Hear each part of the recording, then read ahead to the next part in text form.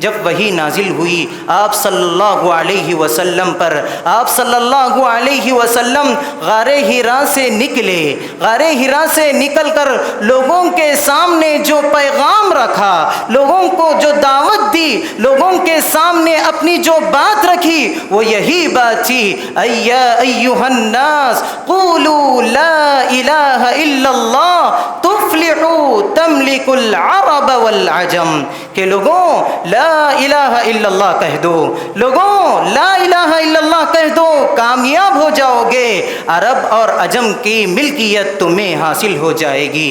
بڑا افسوس کا مقام ہے کہ ہم جو ہے دنیاوی تعلیم کے غرض سے، دنیاوی تعلیم کے لیے اپنے بچوں پر ہزاروں روپیے بلکہ لاکھوں روپیے خرچ کرتے ہیں، لیکن توحید کے معاملے میں اور دین کے معاملے میں چند روپیے بھی اور چند وقت بھی خرچ نہیں کرتے، صرف نہیں کرتے۔ کیا ہونا ہمارا حال؟ ہمارا حال کیا ہو رہا ہے آج کل؟ دیکھیے توحید ہے تو ساری عبادتیں مقبول ہیں، توحید نہیں ہے تو کوئی عبادت بھی مقبول نہیں ہے۔ رسول صلی اللہ علیہ وسلم کعبۃ اللہ میں جاتے ہیں، اس کے اطراف و اکناف دیکھتے ہیں، کیا دیکھتے ہیں کہ 360 بت رکھے ہوئے ہیں، سجے ہوئے ہیں۔ آپ صلی اللہ علیہ وسلم کے ہاتھ میں چھڑی ہوتی ہے اور آپ صلی اللہ علیہ وسلم ایک ایک بت کو گراتے ہیں اور یہ آیت کو پڑھتے رہتے ہیں، وَجَاءَ الْحَقُّ وَزَهَقَ الْبَاطِلُ إِنَّ الْبَاطِلَ كَانَ زَهُوقًا، اب حق آ گیا، توحید آ گئی، یہاں سے اب شرک مٹ جائے گا۔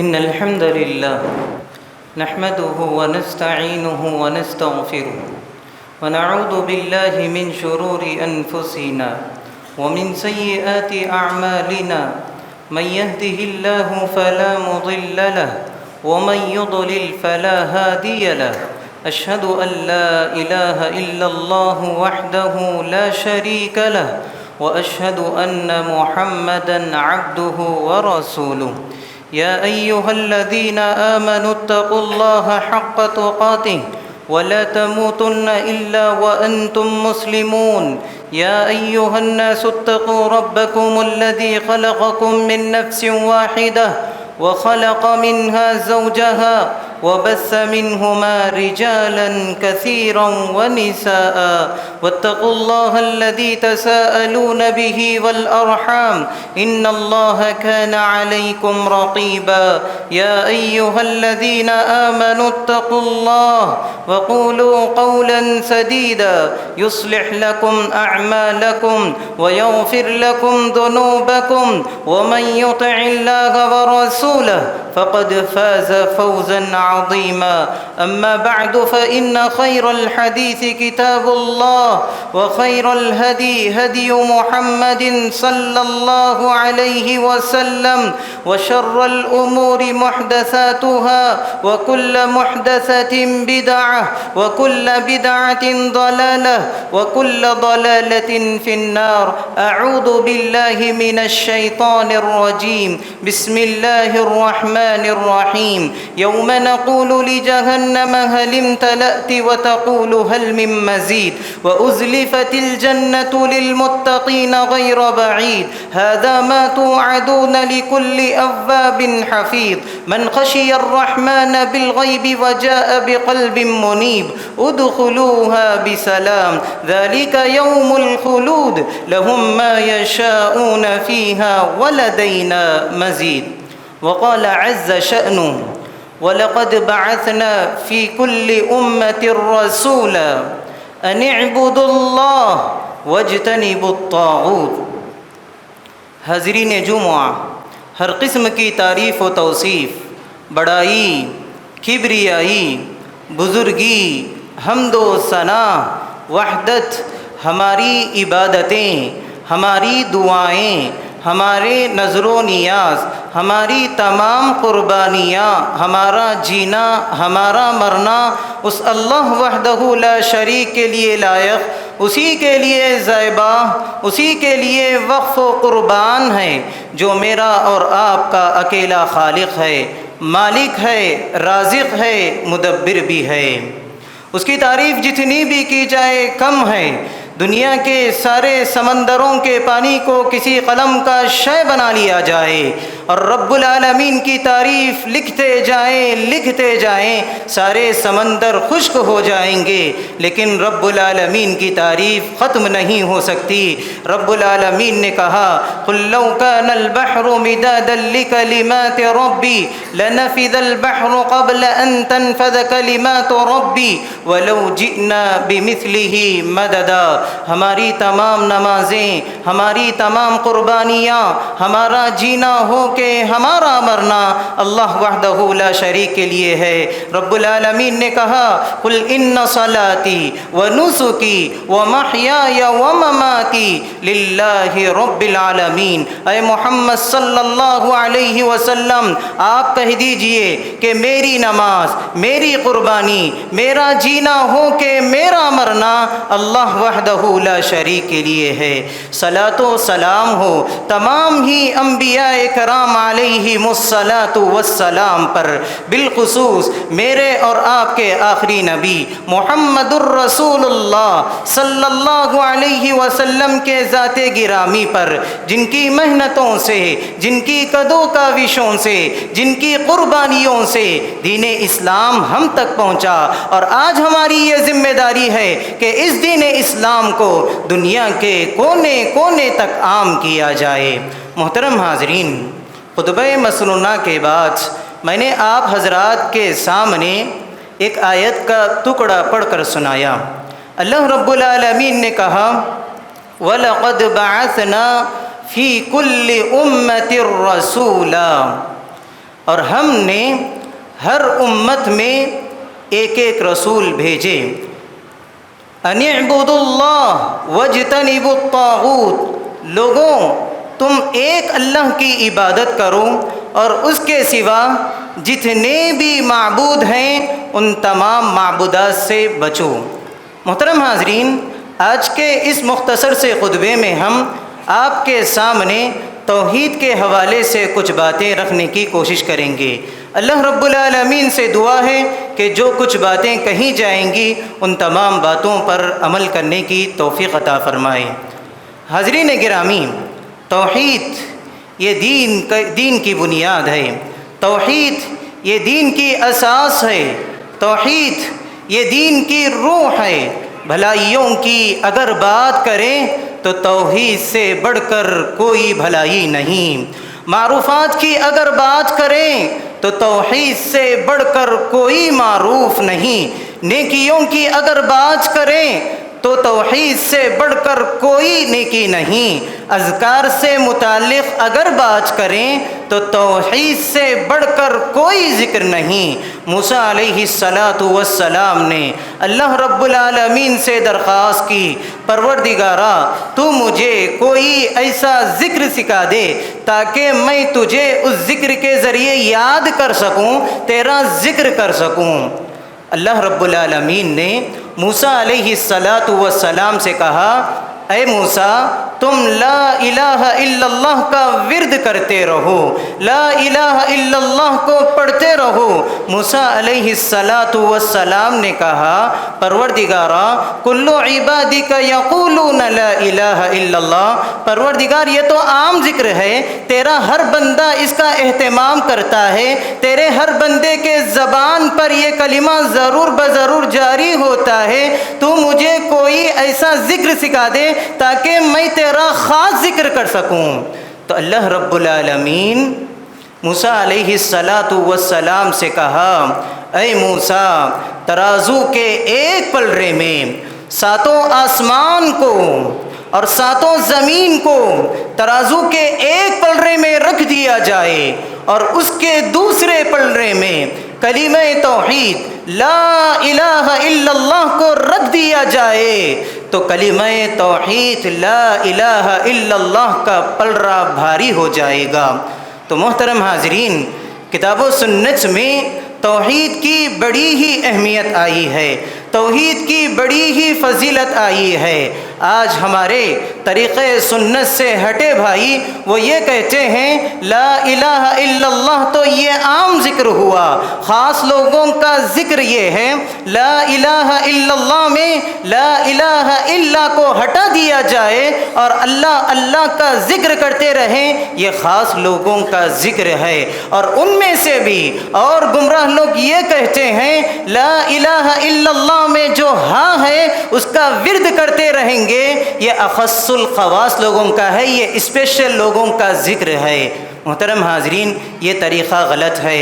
موسیٰ علیہ السلام اولو العزم پیغمبر میں سے ہے، اتنے بڑے نبی اللہ رب العالمین سے درخواست کر رہے ہیں تو اللہ رب العالمین نے انہیں بتلایا لا الہ الا اللہ کا ورد کرتے رہو۔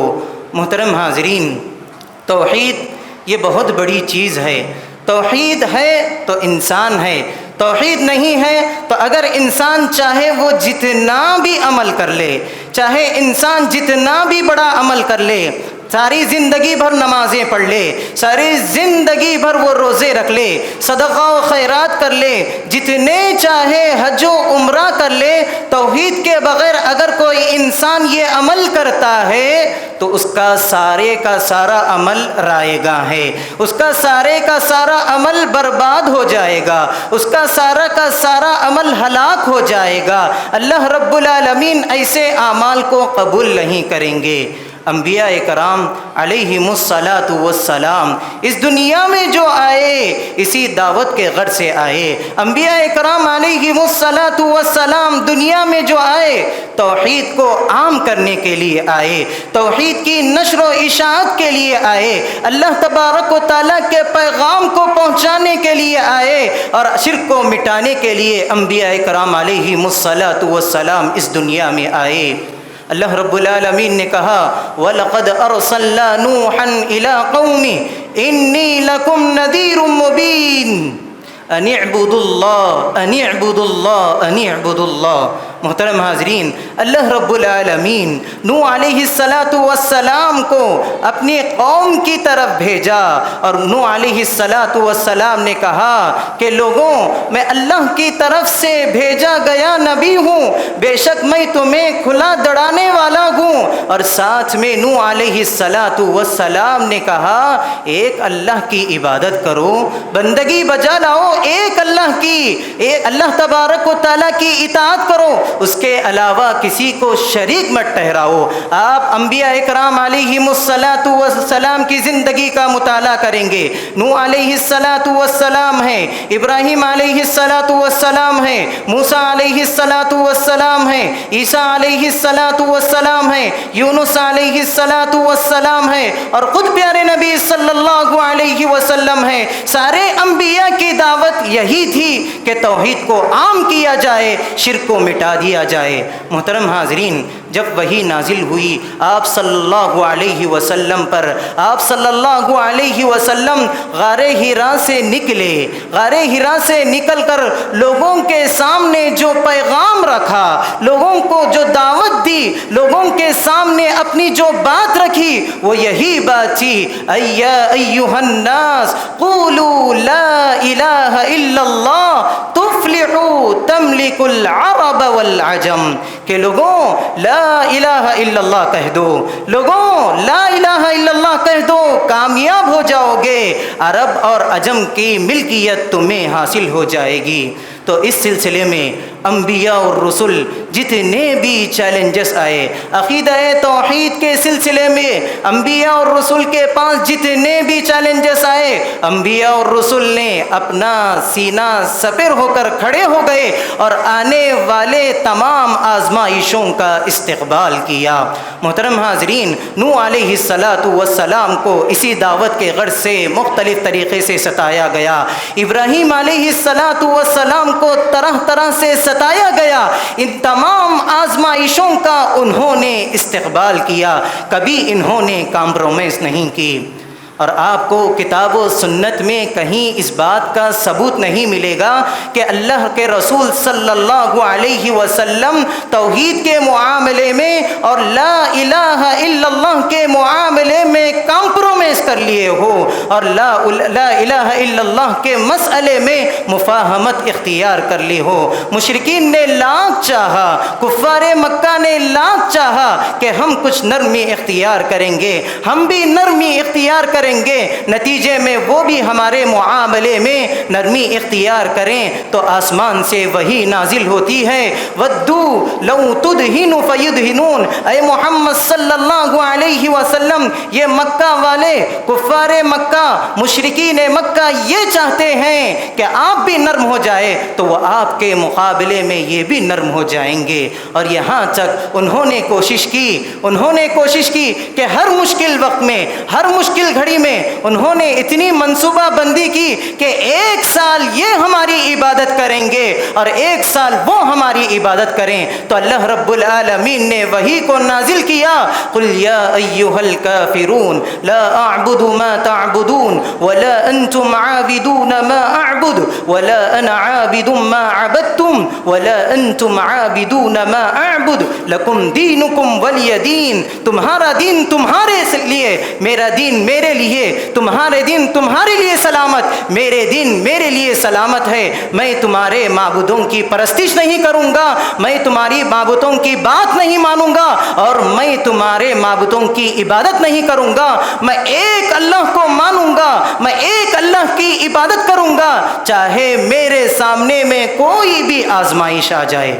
محترم حاضرین، مکی زندگی میں دین اسلام نے کئی چیزوں کو برداشت کیا۔ مکی زندگی کا آپ مطالعہ کریں گے تو وہاں پر سودی لین دین حرام، سودی لین دین یہ جائز تھا، اور اسی طرح سے لوگ شراب پیا کرتے تھے۔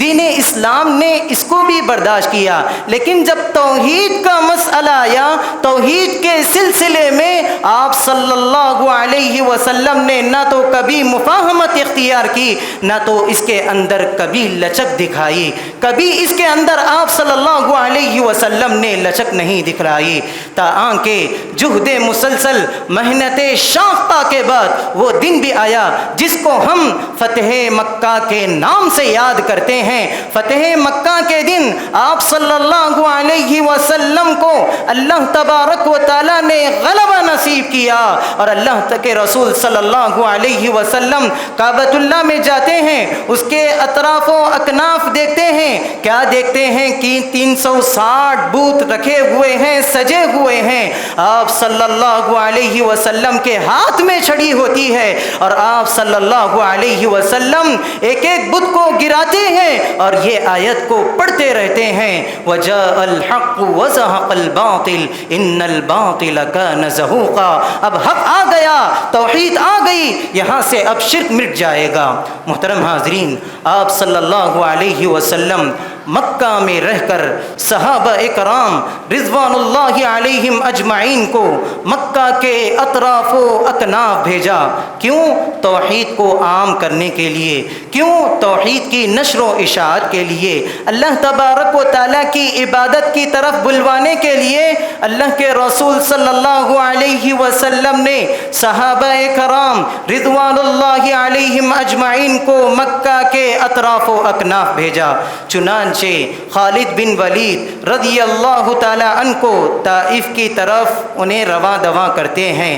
خالد بن ولید رضی اللہ تعالی عنہ طائف کی طرف جاتے ہیں، وہاں کے لوگ یعنی طائف کے لوگ عزا کی پرستش کیا کرتے تھے، عزا کو مانتے تھے، عزا کی عبادت کرتے تھے، اور اس بت کے اندر سے ایک آواز نکلتی تھی۔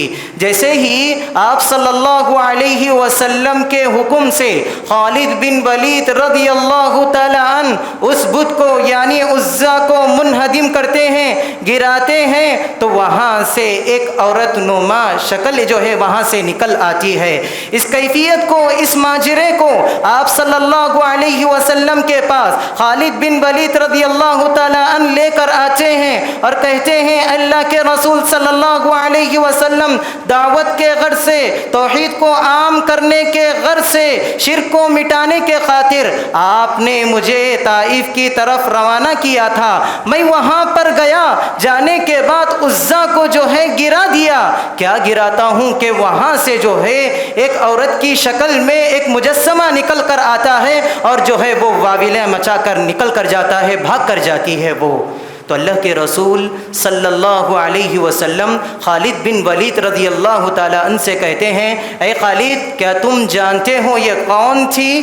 یہ کون تھی؟ تو پھر اس کے بعد خالد بن ولید رضی اللہ تعالیٰ عنہ آپ صلی اللہ علیہ وسلم سے سوال کرنے لگتے ہیں اے اللہ کے رسول صلی اللہ علیہ وسلم وہ کون تھی؟ تو اللہ کے رسول صلی اللہ علیہ وسلم انہیں جواب دیتے ہیں یقیناً یہ ایک جنیہ تھی، یقیناً یہ ایک شیطان تھی جو ایک اندر سے آواز نکال رہی تھی اور طائف کے لوگ یہ سمجھ رہے تھے یقیناً یہ ہمارا بت بات کر رہا ہے۔ محترم حاضرین، صحابہ اکرام نہ تو کبھی مفاہمت اختیار کی، نہ تو اللہ کے رسول صلی اللہ علیہ وسلم اس سلسلے میں کمپرومائز کیا، اور آپ صلی اللہ علیہ وسلم نے یہ بشارت سنا دی اب جو ہے شیطان مایوس ہو چکا ہے شرک سے، اب جو ہے شیطان مایوس ہو چکا ہے شرک سے، اب جو ہے جیسا پہلے شرک تھا شیطان ویسا شرک جزیرہ عرب نے نہیں لا سکتا، جزیرہ عرب میں ایسا شرک وہ نہیں لا سکتا۔ اور اس سلسلے میں روشن مستقبل سے متعلق آپ صلی اللہ علیہ وسلم نے یہ بشارت سنا دی، یہ کلمہ یعنی کلمہ توحید لا الہ الا اللہ محمد الرسول اللہ، یہ ایسا کلمہ ہے جو گھر گھر عام ہو کر رہے گا، جو ایسا عام ہوگا، ایسا عام ہوگا۔ پیارے نبی صلی اللہ علیہ وسلم نے کہا کہ یہ کلمہ گھر گھر عام ہو کر رہے گا، ملک ملک نہیں، بستی بستی نہیں، شہر شہر نہیں، گاؤں گاؤں نہیں، قریہ قریہ نہیں، گلی گلی نہیں، محلہ محلہ نہیں، بلکہ پیارے نبی صلی اللہ علیہ وسلم نے کہا بیت مدر ولا وبر، پکا مکان ہو کے کچا مکان، جھوپڑی ہو کے بنگلہ، اللہ تبارک و تعالیٰ یہ کلمے کو لا الہ الا اللہ کو پہنچا کر رہے گا۔ محترم حاضرین، آج ہمیں ضرورت ہے توحید کو عام کرنے کی، توحید کی نشر و اشاعت کی یہ ضرورت ہے۔ ہم جو ہے اپنے خاندان میں سب سے پہلے اپنے بچوں کو یہ سکھلانے کی کوشش کریں۔ بڑا افسوس کا مقام ہے، بڑا افسوس کا مقام ہے کہ ہم جو ہے دنیاوی تعلیم کے غرض سے، دنیاوی تعلیم کے لیے اپنے بچوں پر ہزاروں روپیے بلکہ لاکھوں روپیے خرچ کرتے ہیں، لیکن توحید کے معاملے میں اور دین کے معاملے میں چند روپیے بھی اور چند وقت بھی خرچ نہیں کرتے، صرف نہیں کرتے۔ کیا ہونا ہمارا حال؟ ہمارا حال کیا ہو رہا ہے آج کل؟ دیکھیے توحید ہے تو ساری عبادتیں مقبول ہیں، توحید نہیں ہے تو کوئی عبادت بھی مقبول نہیں ہے۔ تو اس سلسلے میں ہمارا کردار کیا ہونا چاہیے؟ اس سلسلے میں ہمارا کردار یہ ہو کہ ہمارے پاس محنت ہو، کہ ہمارے پاس کوشش ہو، کہ ہمارے پاس جستجو ہو، ہمارے پاس حوصلہ ہو، ہمارے پاس ہمت ہو، ہمارے پاس اخلاص ہو، اور اس کے ساتھ ساتھ صبر ہونی چاہیے۔ ان تمام چیزوں کے ساتھ ساتھ دعاؤں کا سہارا بہت ضروری ہے، دعاؤں کا سہارا بہت ضروری ہے۔ سیرت کے واقعات میں آپ نے ایک واقعہ یہ بھی پڑھا ہوگا، طفیل بن عمرو الدوسی رضی اللہ تعالی عنہ کا واقعہ۔ جب یہ مکہ آتے ہیں، مکہ والے انہیں بھڑکا دیتے ہیں۔ کیا بھڑکا دیتے ہیں؟ دیکھیے لوگوں، یہاں پر اے طفیل بن عمرو، یہاں پر ایک نوجوان ایسا ہے جو کوئی بھی اس کی باتیں سنتا ہے وہ گمراہ ہو جاتا ہے، وہ پاگل ہو جاتا ہے اور اس کی باتوں میں آ جاتا ہے۔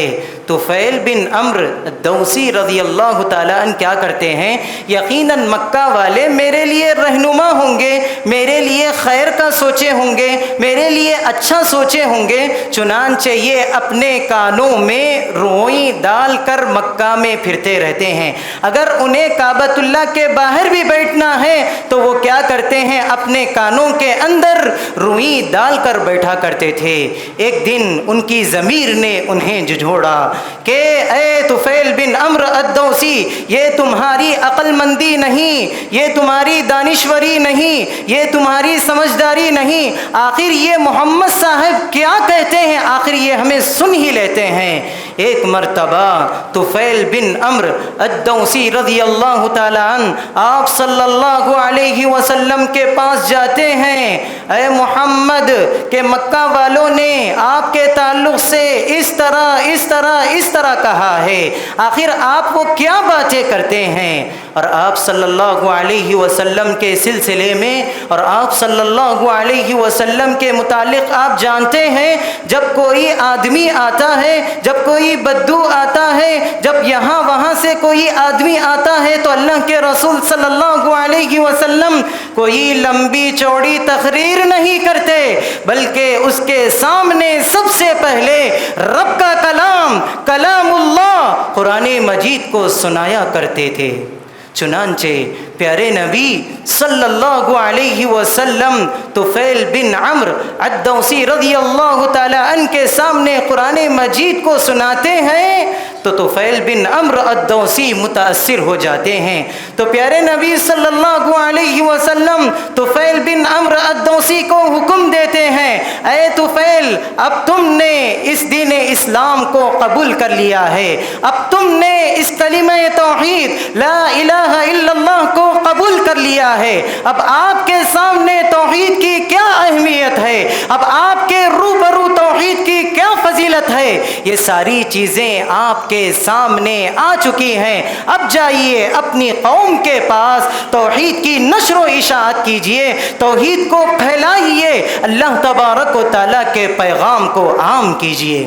چنانچہ طفیل بن عمرو الدوسی رضی اللہ تعالیٰ عنہ اپنے قبیلے کے پاس جاتے ہیں، محنت کرتے ہیں، کوشش کرتے ہیں، وقت صرف کرتے ہیں اور جد و جہد کرتے ہیں۔ یہ تمام چیزوں کے بعد پیارے نبی صلی اللہ علیہ وسلم کے پاس لوٹ کر آتے ہیں، اے اللہ کے رسول صلی اللہ علیہ وسلم، اور یاد رکھنا یہاں سے بخاری کی روایت ہے، ان دوسا قد عصمت وبت فادعوا اللہ علیہا۔ یا رسول اللہ، اے اللہ کے رسول صلی اللہ علیہ وسلم، یہ قبیلہ دوس ہے، آپ کے حکم کی بنا پر، آپ کے حکم کو بجا لاتے ہوئے میں نے اپنے قبیلے کے روبرو حاضر ہوا، میں اپنے قبیلے کے سامنے حاضر ہوا اور انہیں لا الہ الا اللہ کی کیا اہمیت ہے، توحید کیا ہے، توحید کیا ہوتی ہے، ان تمام چیزوں کو رکھا۔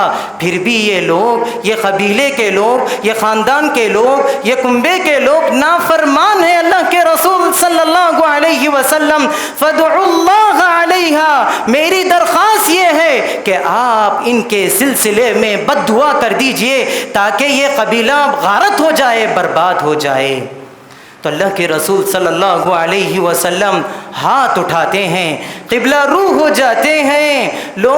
جو لوگ وہاں سامنے تھے وہ لوگ دیکھ کر کہتے ہیں، ہلکو ہلکو، قبیلہ دوس کے لوگ ہلاک ہو گئے، ہلاک ہو گئے۔ تو اللہ کے رسول صلی اللہ علیہ وسلم بد دعا کی بجائے ان کے حق میں دعا کرتے ہیں، ہدایت کی دعا کرتے ہیں، اللہم اہدی دوسا وأت بہم، پروردگار تو انہیں ہدایت دے، قبیلہ دوس کو تو ہدایت دے اور انہیں جو ہے میرے پاس بھیج دے۔ چنانچہ مفسرین اور جو ہے مؤرخین یہ بات کو نقل کرتے ہیں، ان کی اللہ تبارک و تعالیٰ کے فضل و کرم کے بعد ان کی قد و کاوشوں سے ہی ابو ہریرہ رضی اللہ تعالیٰ عنہ بھی اسلام قبول کیے، اور یہ کون تھے؟ ابو ہریرہ رضی اللہ تعالیٰ عنہ قبیلہ دوس کے آدمی تھے۔ محترم حاضرین، یہ توحید کی اہمیت یوں ہی نہیں ہے، یہ توحید کی اہمیت آپ قرآن مجید کا مطالعہ کریں گے۔ امام ابن القیم رحمہ اللہ نے کہا کہ اللہ رب العالمین نے ہر آیت میں توحید کا پیغام رکھا ہے۔ آپ آیتوں کو پڑھیں گے، ہر آیت میں اللہ رب العالمین نے توحید کے پیغام کو رکھا ہے۔ آپ اندازہ کر سکتے ہیں کہ توحید کی اہمیت کتنی زیادہ ہے۔ محترم حاضرین، جب آپ صلی اللہ علیہ وسلم اسی دعوت کے غرض سے، اسی توحید کو عام کرنے کی غرض سے اللہ تبارک و تعالیٰ کے پیغام کو لے کر جب طائف کا قصد کیا تو وہاں کے اوباشوں نے، وہاں کے لوگوں نے، وہاں کے بچوں نے، وہاں کے نوکروں نے آپ صلی اللہ علیہ وسلم کو پتھروں سے مار مار کر لہو لہان کیا، اتنا لہو لہان کیا کہ آپ صلی اللہ علیہ وسلم کے سر سے جو ہے خون جاتا رہا اور جا کر اپنے پیر میں اٹک جاتا، یہاں تک کہ آپ صلی اللہ علیہ وسلم کو جوتا نکالنے تک نہ ہوتا تھا۔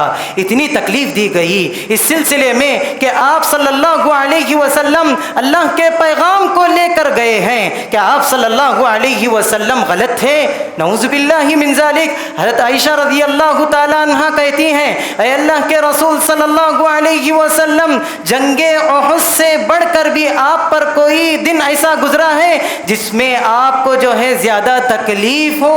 تو آپ صلی اللہ علیہ وسلم نے کہا کہ وہ طائف کا دن ہے، اور آپ جانتے ہیں جنگ احد میں آپ صلی اللہ علیہ وسلم کے دندان مبارک شہید ہوئے تھے۔ آپ صلی اللہ علیہ وسلم کا سر پھٹ چکا تھا، خون جاری تھا، اور ساتھ میں یہ افواہ بھی مشہور ہو چکی تھی، نعوذ باللہ من ذالک، کہ آپ صلی اللہ علیہ وسلم انتقال کر گئے ہیں۔ تو محترم حاضرین، حضرت عائشہ رضی اللہ تعالیٰ عنہا سے کہتے ہیں، آپ صلی اللہ علیہ وسلم، طائف سے بڑھ کر مجھ پر کوئی ایسا دن نہیں گزرا جس میں مجھے جو ہے زیادہ تکلیف ہوئی ہو۔ تو اتنا ہونے کے باوجود بھی آپ صلی اللہ علیہ وسلم، حق پر ہونے کے باوجود بھی آپ صلی اللہ علیہ وسلم نے اتنی قربانیاں دی، اتنی کد و کاوشیں کی، اتنی محنت کی، اور دین کے اندر اتنا جذبہ دکھایا۔ قرآن خود کہنے لگا، فَلَعَلَّكَ بَاقِعٌ نَفْسَكَ عَلَىٰ آثَارِهِمْ إِن لَّمْ يُؤْمِنُوا بِهَذَا الْحَدِيثِ آسَفًا۔ اے محمد صلی اللہ علیہ وسلم، ہمیں ایسا معلوم ہو رہا ہے آپ جو ہے ان کی دعوت نہ لانے کی وجہ سے، ان کی توحید قبول نہ کرنے کی وجہ سے آپ اپنی جان کو گنوا بیٹھیں گے۔ تو محترم حاضرین، آج میں اور آپ توحید کا کام کتنا کر رہے ہیں؟ اپنے گھر میں کتنا کام کر رہے ہیں توحید کا؟ اپنے گھر میں کتنا کام کر رہے ہیں؟ اپنے رشتہ دار میں توحید کا کتنا کام کر رہے ہیں؟ اپنے خاندان میں کتنا کام کر رہے ہیں؟ اور اپنی بستی میں ہم توحید کا کتنا کام کر رہے ہیں؟ ہم اپنے آپ کا محاسبہ کرنے کی ضرورت ہے، ہم اپنے اندر جھانکنے کی ضرورت ہے کہ اللہ رب العالمین نے ہمیں اتنی اچھی چیز دے کر بھیجا، اسی کے اندر کامیابی ہے، اور اللہ رب العالمین کہہ رہا ہے توحید میں ہی کامیابی ہے، دنیا میں بھی کامیابی ہے اور آخرت میں بھی کامیابی ہے۔ اتنی بڑی نیکی کو ہم آج اپنی زندگی میں کتنا عمل کر رہے ہیں؟ محترم حاضرین، اس کا فائدہ کیا ہے؟ اس کا فائدہ یہ ہے، جو بندہ من عمل صالحا من ذکر او انثى وهو مؤمن فلنحيينه حیاتا طیبہ ولنجزینهم اجرهم باحسن ما كانوا يعملون۔ جو بندہ ایمان لے کر آتا ہے، توحید پر استقامت کرتا ہے، توحید پر جمے رہتا ہے، نیک اعمال کرتے رہتا ہے، اللہ تبارک و تعالی ایسے شخص بس کے حق میں خوشخبری سنا دی کہ ہم ایسے بندے کو مطمئن زندگی، پرامن زندگی، امن و شانتی کی زندگی عطا کرنے والے ہیں۔ جب وہ یہاں سے انتقال کر جائے گا تو اللہ رب العالمین اس کو جو ہے جنت جیسی عظیم نعمت سے سرفراز کرنے والے ہیں۔ تو محترم حاضرین، ہم جو ہے ہماری زندگی میں جتنا ہو سکے توحید کو عام کرنے کی کوشش کرنی چاہیے۔ ہمارے خاندان میں، ہمارے گھر میں، ہمارے معاشرے میں، اپنی بستی میں حتی الامکان توحید کو عام کرنے کی کوشش کرنی چاہیے، تبھی چل کر ہم دنیا میں بھی کامیاب ہو سکتے ہیں، آخرت میں بھی کامیاب ہو سکتے ہیں۔ اللہ رب العالمین سے دعا ہے کہ جو کچھ باتیں کہیں گئی ہیں ان تمام باتوں پر سب سے پہلے مجھ کہنے والے کو اور آپ سبھی سننے والوں کو عمل کی توفیق عطا فرما۔ پروردگار جہاں کہیں بھی لوگ پریشان حال ہیں ان کی پریشانیوں کو تو دور فرما۔ پروردگار جہاں کہیں بھی لوگ مقروض ہیں پروردگار تو ان کے لیے غیب سے راستے کھول دے۔ پروردگار جہاں کہیں بھی لوگ بیمار ہیں تو انہیں شفائے کاملہ عاجلہ نصیب فرما۔ پروردگار جہاں کہیں بھی لوگ مسائل میں الجھے ہوئے ہیں پروردگار تو ان کے مسائل کو سدھار دے۔ پروردگار ہمارا خاتمہ ہو، خاتمہ بالخیر ہو، جب بھی ہمارا خاتمہ ہو ہماری زبان پر یہ کلمہ ہو لا الہ الا اللہ محمد الرسول اللہ، آمین یا رب العالمین۔ اقول قولی ھذا استغفر اللہ لی ولکم ولسائر المسلمین واستغفروہ من کل ذنب واتوب الیہ۔